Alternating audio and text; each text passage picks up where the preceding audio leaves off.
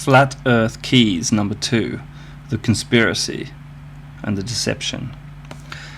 So let's start here with the Vatican.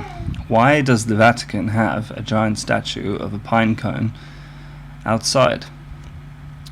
As you may or may not know, the third eye in yoga belief system represents the third eye. Here you can see a third eye,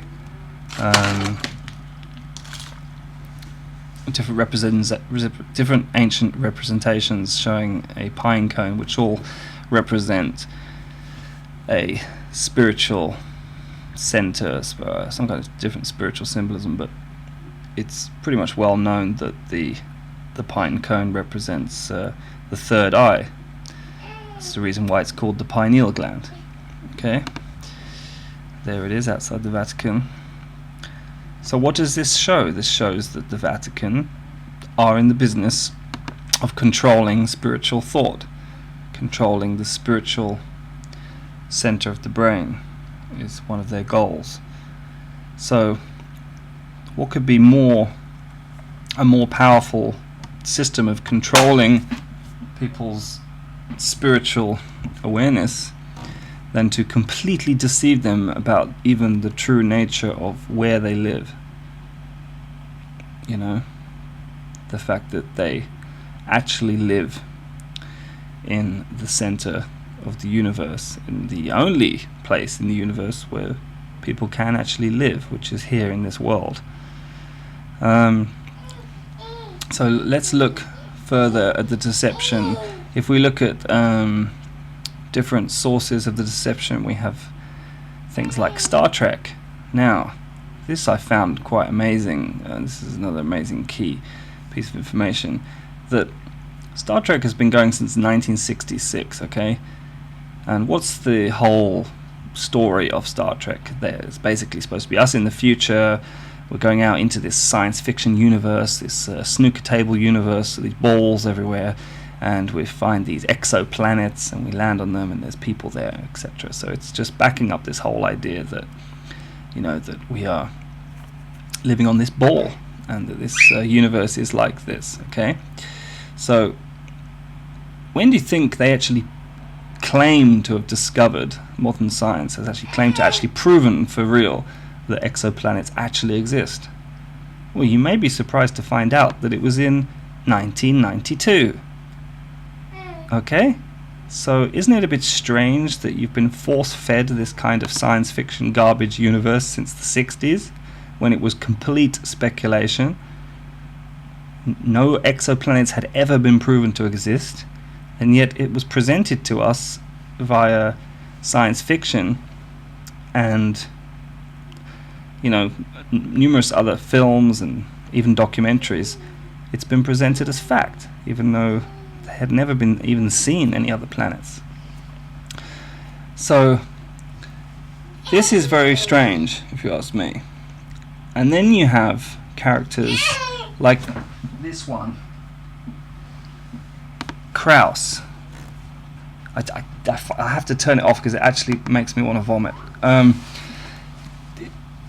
People, and this one, I'll just flash this one up. Just be careful you don't. Just get a bucket ready. Okay, Dawkins, and yes, look at them. Okay, good God.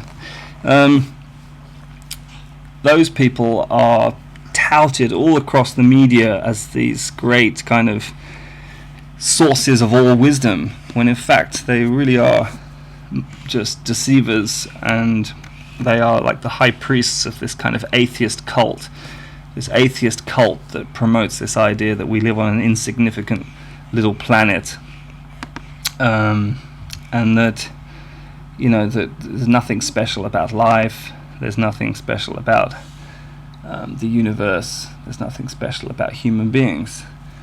And this one even claims that he knows what happened before the Big Bang happened. So he actually claims that he is equal to God somehow.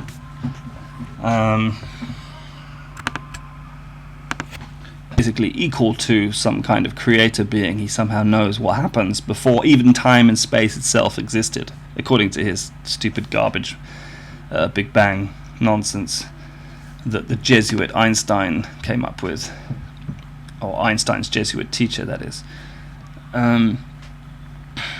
So where am I going with this? Yes, you have these two shown all over the television, BBC, every single TV station in the world, promoting their new atheist church cult, which I think is actually backed up by, funnily enough, guess who? The Vatican, yes. Because, you see, they're not really in the business of religion, other than they're into the idea of controlling spirituality, controlling spiritual thought. That's what they're into, these people. That's why they invented the ball world. That's why they pretended they went to the moon to get the ball Earth picture. That's why they now promote atheism as their new world religion. Atheism and science is a religion, and these people are the promoters of this false religion. So that is another key to the conspiracy, and it's worked very well for them. Everyone buys this, even though no one's ever seen this. No one's ever actually seen this, but they all believe it's true. And if you watch my other videos, you will actually discover how NASA faked all these pictures, but I've shown undeniable proof that the Apollo mission, a couple of missions, Apollo 15 and 16, were undeniably fake, these images of this ball. So they want you to think you live on this ball. They want you to think that you live in this science fiction universe where you're this tiny little dot, and you're just this insignificant little speck, and that there's millions of other planets out there like this one, and that that they just want you to think that you're this insignificant little dot, and that human race is totally insignificant. It's just some kind of weird accident that happened, and that's it, and then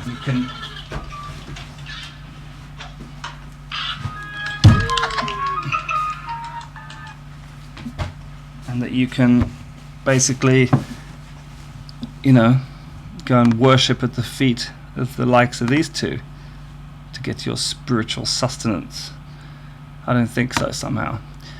Anyway, so this is what it's all about, basically, making you believe in this. And even the recent discovery from looking at the background radiation in space that we appear to be at the center of the universe, that's still just completely glossed over in the media and no one pays any attention to it.